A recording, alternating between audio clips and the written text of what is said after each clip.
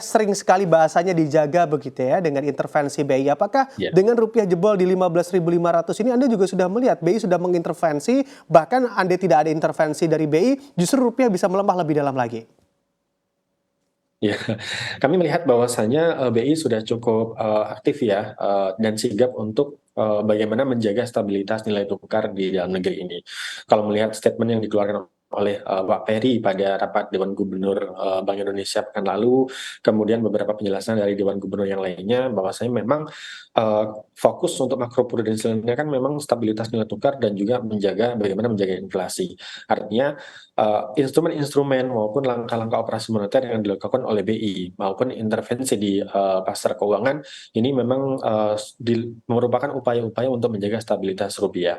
Kita melihat adanya instrumen-instrumen seperti term deposit falas DHE, kemudian SRBI maupun operasi moneter yang dilakukan di pasar uang oleh Bank Indonesia serta beberapa inovasi yang lainnya nantinya akan dirilis oleh BI ini memberikan cukup confidence bagi kami untuk memproyeksikan bahwasanya rupiah akan terjaga stabilitasnya di akhir tahun.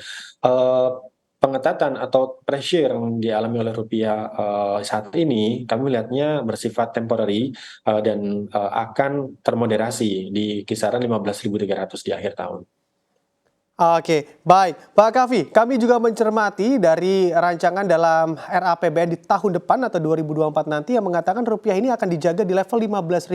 Apakah dengan level rupiah melemah 15.500 di hari ini, akankah juga bisa dipertahankan apabila nanti begitu ya di tahun 2024 dengan penuh gejolak? Apalagi kita ketahui bersama ada tahun politik di tahun 2024, apakah bisa? Atau peluangnya sebesar apa? Rupiah bisa dijaga di level 15.000 rupiah per $1 Amerika Serikat.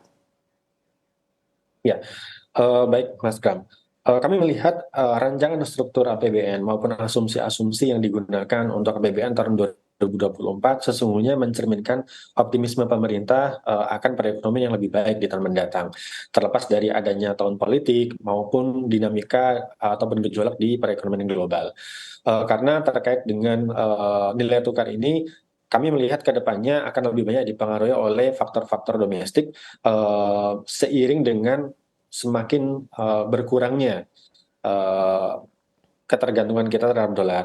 Artinya begitu Bank Indonesia dengan bank sentral negara lainnya menyepakati kerjasama bilateral terkait local currency settlement maupun local currency transaction, ini sedikit banyak mengurangi risiko volatilitas nilai tukar rupiah terhadap dolar.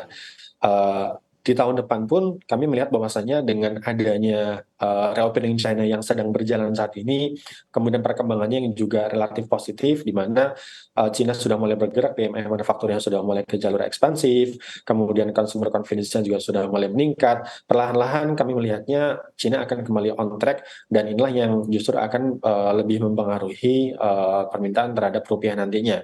Sehingga diharapkan nilai tukar juga akan terjaga di level 15.000 di tahun mendatang. Oke, di tahun mendatang begitu ya, Anda optimis rupiah dapat terjaga di level 15.000 rupiah per $1 Amerika Serikat. Andai kita kaitkan juga dengan penerapan devisa hasil ekspor, sebetulnya seberapa efektif mampu menjaga rupiah kita di level-level yang lebih stabil di tahun depan?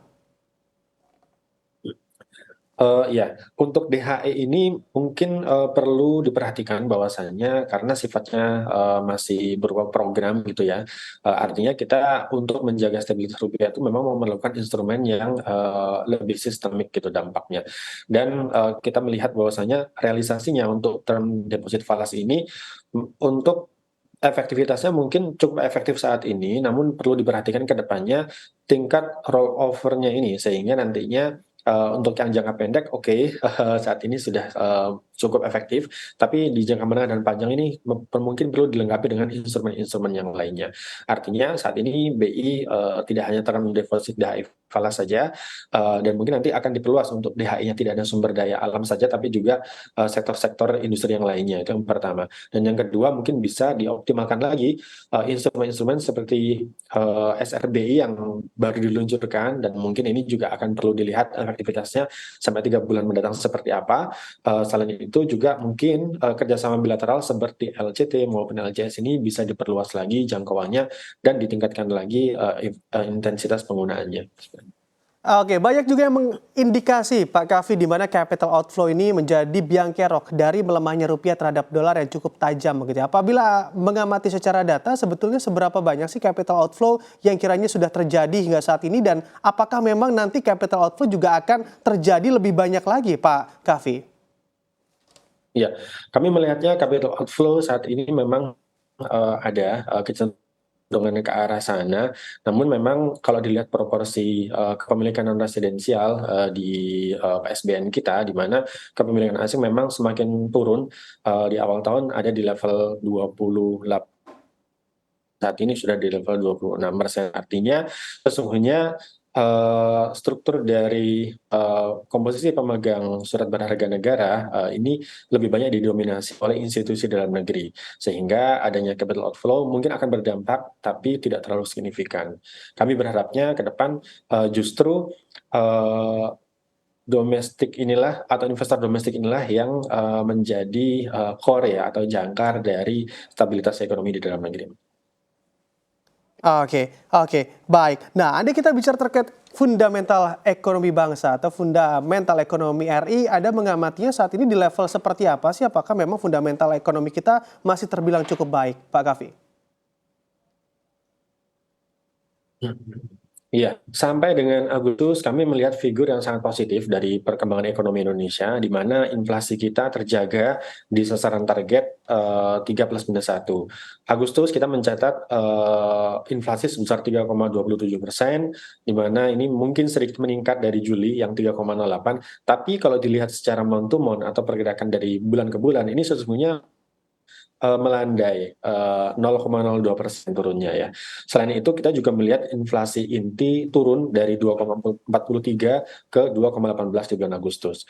Dengan demikian kita bisa mendapatkan gambaran bahwasanya inflasi yang ada sekarang memang dari sisi demand and supply sudah relatif terjaga, yang menjadi driver dari inflasi ataupun trigger inflasi lebih banyak dari volatil ini ya, sektor volatil food yang berkontribusi terhadap kenaikan inflasi di Indonesia. Selain itu, kita juga melihat neraca dagang yang masih mencatatkan surplus selama 40 bulan berturut-turut. Ini kalau dilihat datanya, kita surplus 40 bulan berturut-turut, dan kenaikannya pun surplusnya pun juga naik ya dari bulan Juli di 1,29 juta USD menjadi 3,12 juta USD di bulan Agustus. Itu dari neraca dagangnya. Kemudian dari demand juga kita melihat figur yang sangat strong, di mana consumer confidence kita naik bahkan dari 123 ke 125. Dan seiring dengan membaiknya atau kuatnya demand, kita melihat di sisi supply juga, di mana manufaktur ini juga sudah mulai bergerak di zona ekspansif, bahkan meningkat. Manufaktur kita tercatat naik dari 53,3 di bulan Juli menjadi 53,9 di bulan Agustus.